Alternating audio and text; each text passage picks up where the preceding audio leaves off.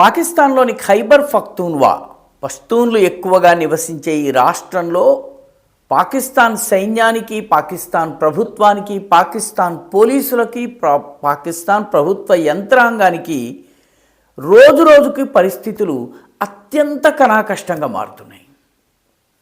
గత 2 రోజుల్లో అంటే డిసెంబర్ 4, డిసెంబర్ 5 ఈ 2 రోజుల్లో 7 పోలీసు సిబ్బందిని హతమార్చడం జరిగింది. తెహ్రీకే తాలిబాన్ పాకిస్తాన్కి చెందినటువంటి సాయుధులు వచ్చి వాళ్ళని దాడి చేసి చంపారు. వాహనాల్లో వెళ్తుండగా లేకపోతే కార్యాలయాల్లో పనిచేస్తుండగా వాళ్ళని చంపారు. డిసెంబర్ 4న 4 పోలీసుల్ని చంపితే డిసెంబర్ 5వ తారీఖున 3 చంపారు. ఈ 3 లక్కీ మార్వాత్ అనేటటువంటి ప్రాంతంలో చంపేసేశారు. దానిలో అక్కడ స్థానిక పోలీస్ అధికారి ఉన్నాడు, తన పేరు నూర్ జంగ్లా జలాల్. అతన్ని, అతనితో పాటు మరొక 2 చంపేశారు. మొత్తానికి ఖైబర్ పఖ్తూన్వాలో పాకిస్తాన్ యొక్క కంట్రోల్ పూర్తిగా తప్పుతోంది.